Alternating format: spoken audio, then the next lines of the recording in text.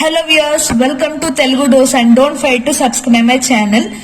Last video lo nenu production analysis inka law of variable proportion concepts ని complete చేశాను. ఒకవేళ మీరు ఆ వీడియోస్ చూడకపోతే ఆ వీడియో లింక్ డిస్క్రిప్షన్ లో పెడతాను, డూ వాచ్ ఇట్.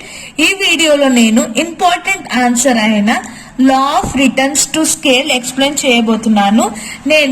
ఈ వీడియోలో అంతా కాన్సెప్ట్ అంతా రాస్తున్నాను. మీకు కావాలంటే you can write it down are take a screen shot of it. So let's begin. Returns to scale అంటే ఏంటో మనం చూద్దాం. Economists use the phrase returns to scale to determine the output behavior in long run in relation to the variable in factor input. Law of proportion వచ్చేసి variable proportion వచ్చేసి మనం short term behaviour of production గురించి మనం ఆ లా applicable చేసాం. ఇది వచ్చేసి long run behaviour గురించి మనం తెలుసుకుంటాం. దెన్ స్టేట్మెంట్ వచ్చేసి ఫస్ట్ ఇంట్రడక్షన్ రాయాలి, then you need to write the statement. Statement లో ఏం చెప్తున్నారంటే, as a firm in the long run increases the quantity of all factors employed, other things may equal, the output may rise initially at the most rapid rate, then the rate of increase in input may increases. దీంట్లో ఒక stage లో increase stage ఉంటుంది, ఒక stage లో constant గా ఉంటుంది, long run లో ఇంకొక స్టేజ్ లోనేమో డిక్రీస్ అవుతుంది. This is the statement. ఇప్పుడు మనం phrases of returns in long run. Long run లో మనకి 3 ఫ్రేసెస్ ఉన్నాయి. ఇంక్రీజింగ్, ఎప్పుడైనా చెప్పినట్టు ఇంక్రీజింగ్, కాన్స్టెంట్ అండ్ డిక్రీసింగ్. ఇవి 3 స్టేజెస్ ఉన్నాయి చాలు. ఇంక్రీజింగ్ రిటర్న్ లో ఏమవుతుందంటే, when the given percentage increase in input then it leads to the greater percentage increase in output. ఒకవేళ ఇన్పుట్ ఇంక్రీజ్ అయింది అనుకోండి, మనము కంపెనీలో చేసే ప్రొడక్షన్ అనేది ఇంక్రీజ్ అవుతుంది అనుకోండి, అప్పుడు అవుట్పుట్ కూడా ఇంక్రీజ్ అవుతుంది. నేను ఇక్కడ రాశాను, input greater than output increases. ఇది ఎక్కువ ఉంటే అవుట్పుట్ కూడా ఇంక్రీజ్ అవుతుంది. This is the diagram. ఇది గుర్తుపెట్టుకోండి, ఇది diagram. X Y increase in input results to the increase in output. ఇది formula. P by P is equals to F by F. ఇది దీని ఫార్ములా. నేను ఇక్కడ ఎక్స్ప్లెయిన్ చేశాను. ప్రపోర్షనల్ చేంజ్ ఇన్ అంటే ఏంటి? Proportional change in output first the, F వచ్చేసి proportional change in input. అంతే. ఫస్ట్ స్టేజ్ లో ఇన్పుట్ గ్రేటర్ అయితే అవుట్పుట్ ఇంక్రీజ్ అవుతుంది. అంతే. మీరు గుర్తు పెట్టుకోవాల్సింది ఈ డయాగ్రామ్ ఇంకా దీని ఫార్ములా. అంతే. Note it down. Next, constant returns to scale. దీంట్లో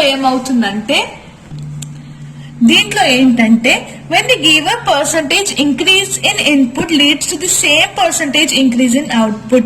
అంటే ఇన్పుట్ ఇప్పటిదాకా ఏమవుతుంది, కొంచెం గ్రేట్ అయింది కాబట్టి అవుట్పుట్ ఇంక్రీజ్ అయింది. దీంట్లో ఇన్పుట్ ఎంత ఇంక్రీజ్ అవుతుందో అవుట్పుట్ కూడా సేమ్ అంతనే ఇంక్రీజ్ అవుతుంది.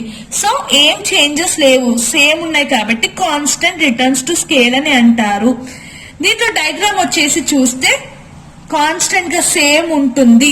సి కాన్స్టెంట్ గా, ఆర్ అంటే అవుట్పుట్ సేమ్ ఉంటుంది. This is the diagram. And formula వచ్చేసి ఇప్పుడు గ్రేటర్ సైన్ ఉంటే ఇక్కడ మనకి ఈక్వల్ సైన్ ఉంది. అంతే. మీరేం గుర్తుపెట్టుకునే అవసరం లేదు. ఇప్పుడు గ్రేటర్ సైన్ ఉంటే ఇక్కడ ఈక్వల్ సైన్ ఉంది. అంతే. థర్డ్ వన్ వచ్చేసి డిక్రీజింగ్ రిటర్న్స్ టు స్కేల్. ఇది ఇప్పటిదాకా ఇంక్రీజింగ్, నెక్స్ట్ కాన్స్టెంట్, ఇది డిక్రీజింగ్. ఇక్కడ ఏంటంటే when the given percentage is increase in input leads to the less proportion. ఏంటంటే ఇన్పుట్ అనేది డిక్రీజ్ అయ్యింది అనుకోండి, అప్పుడు ఏమవుతుందంటే అవుట్పుట్ ఇంక్రీజ్ అవుతుంది. అంటే మనం ఫస్ట్ ఇంక్రీజింగ్ స్టేజ్ కి ఆపోజిట్ అనేది డిక్రీజింగ్ స్టేజ్. అంతే. ఇక్కడ నేను ఆన్సర్ రాశాను. This phases occurs in the firm due to. అసలు ఈ స్టేజెస్ ఎందుకు వస్తుందంటే, ఒకవేళ ఎకనామిక్స్ అనేది ఇంక్రీజ్, గ్రోతింగ్ తక్కువ ఉన్నప్పుడు మనకి ఈ స్టేజ్ అనేది వస్తుంది. దీంట్లో మనం డయాగ్రామ్ చూస్తే decreasing is equals to R. ఇది చూస్తే మనకి ఇక్కడ డిక్రీజ్ అవుతుంది. ఇక్కడ ఫార్ములా వచ్చేసి మనకి డిక్రీజ్ అంటే లెస్ స్టేజ్ మనం పెట్టాము, సైన్ అనేది లెస్ అని చేసాము. This is the formula of decreasing returns to scale. Law of returns to scale assumptions 3 ఉన్నాయి. ఫస్ట్ మనము ఇంట్రడక్షన్ చదువుకున్నాం, నెక్స్ట్ స్టేట్మెంట్, తర్వాత ఫ్రేసెస్ చూసాం, ఇంక్రీజింగ్ డిక్రీజింగ్ అవి చూసాం. ఇప్పుడు అజంప్షన్స్. ఒకవేళ మీకు క్వశ్చన్ వస్తే ఇవన్నీ పాయింట్స్ కవర్ చేసేయాలి మీరు. సో ఫస్ట్ పాయింట్ వచ్చేసి techniques of production remain same. మనము ప్రొడక్షన్ చేసేటప్పుడు యూజర్ టెక్నాలజీ కాన్స్టెంట్ గా సేమ్ ఉండాలి, డిఫరెంట్ టెక్నాలజీ అడాప్ట్ చేసుకోవద్దు according to this law. Next point వచ్చేసి all units of productions are homogeneous. అంటే మనము ప్రొడక్ట్ చేసే ప్రొడక్షన్ ఉంటుంది కదా, ఫ్యాక్టర్స్ ఉంటాయి కదా, అవి సేమ్ ఉండాలి. సైజ్ లో కానీ లెంత్ లో కానీ సేమ్, కలర్ కానీ సైజ్ కానీ లెంత్ కానీ ఎవ్రీథింగ్ అనేది హోమోజీనియస్ గా ఉండాలి, అంటే సేమ్ ఉండాలి. థర్డ్ పాయింట్ వచ్చేసి returns are measured in physical terms.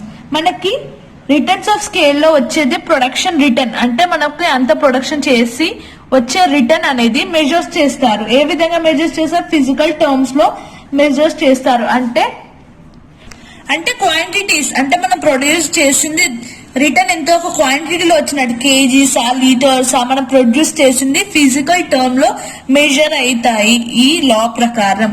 So this is about law of returns. ఇప్పుడు చిన్న 2 మార్క్స్ ఆన్సర్ నేను ఎక్స్ప్లెయిన్ చేయబోతున్నాను. అది వచ్చేసి కాస్ట్ అనాలిసిస్. మీకు ఇది డెఫినెట్ గా 2 మార్క్స్ 4th యూనిట్ నుంచి వస్తుంది. సో కాస్ట్ అనాలిసిస్ బేసిక్ గా ఏంటంటే, ఇప్పుడు మనము ఒక ప్రోడక్ట్ ని ప్రొడ్యూస్ చేస్తున్నాం, ఒక కంపెనీ నుంచి ఒక ప్రోడక్ట్ ని ప్రొడ్యూస్ చేస్తున్నాం. సపోజ్ అది ఒక కార్ అనుకోండి, దానికి మనం ఒక కాస్ట్ పెడతాం. కాస్ట్ అంటే మనకి దానికి తయారు చేసిన లేబర్స్ ఎవరో, దాని ప్రొడక్షన్ ఏంటో, దానికి కావాల్సిన వస్తువులు అంటే మెటీరియల్ ఏంటో, రెంట్ ఏంటో, అవన్నీ కలిపి మనకి ఇంకా ప్రాఫిట్ కావాలి దానికి ఒక కాస్ట్ పెడతాం. అదే కాస్ట్ అనాలిసిస్. అంతే. కాస్ట్ అంటే ఏంటి? First expenditure incurred by firm in, అంటే బిజినెస్ ఆపరేషన్ చేయడం కోసం, అంటే ఒక దాన్ని తయారు చేయడానికి మనకి అవసరమైన డబ్బు ఎంత ఖర్చు అయిందో అది అనేది మనం ప్రాఫిట్ కోసం కాస్ట్ అనేది యూటిలైజ్ చేస్తాం. ఇప్పుడు అక్కడ నేను చెప్పినట్టు కార్కి అవసరమైనది ఏంటి, అవన్నీ ప్రొడక్షన్ చేసి దానికి ఫైనల్ గా కంపెనీ ఒక కాస్ట్ పెడుతుంది, ఇంత కాస్ట్ అయితే కొనాలి అని. అప్పుడు దాన్ని మనం కాస్ట్ అనాలిసిస్ అంటాము. So this is 2 marks question. So cost function అంటే ఏంటో మనం చూద్దాం. ఒకవేళ మీకు ఈ ఆన్సర్ వస్తే కాస్ట్ డెఫినేషన్ ఇంకా దాని ఫంక్షన్ రాయండి చాలు. దీంట్లో కాస్ట్ ఫంక్షన్ ఏం ఎక్స్ప్లెయిన్ చేస్తుంది మనకి? It explains the relationship between output. అంతే. It explains the relationship between cost and output అని దీని డెఫినేషన్. ఫార్ములా వచ్చేసి C = F of FOPT. అంటే ఏంటంటే C అంటే మనకు తెలిసినట్టు కాస్ట్, F అంటే ఇప్పుడు చెప్పినట్టు ఫంక్షనల్ రిలేషన్షిప్, ఇక్కడున్న F అంటే ప్రైస్ ఆఫ్ ఫ్యాక్టర్స్ ఇన్పుట్, అంటే మనకి ఇన్పుట్ చేసే ప్రైజెస్. O అంటే అవుట్పుట్ కి ఉన్న రేట్, అంటే మనకి అన్ని రేట్ కలిపి ఒక రేట్ పెడతాం ప్రోడక్ట్ కి, దట్ ఈస్ కాస్ట్ అని తెలుసు. మళ్ళీ సైజ్ ఆఫ్ ప్లాంట్ అంటే మెషినరీస్ ఏంటో, దానికి యూజ్ చేసిన టెక్నాలజీ ఏంటో, ఇవన్నీ కలిపి దాని రిలేషన్ చెప్పడమే కాస్ట్ ఫంక్షన్ డెఫినేషన్. అంతే. This is all about cost analysis. ఈ వీడియోలో మనం law of returns to scale ఇంకా కాస్ట్ అనాలిసిస్ చూసాం. నెక్స్ట్ వీడియోలో నేను రిమైనింగ్ కాన్సెప్ట్స్ ఎక్స్ప్లెయిన్ చేస్తాను, that is economies of scales ఇంకా లా ఆఫ్ సప్లై. దాంతో మనకి యూనిట్ 4 కంప్లీట్ అయిపోతుంది. So thank you for watching and don't forget to subscribe my channel for more education videos.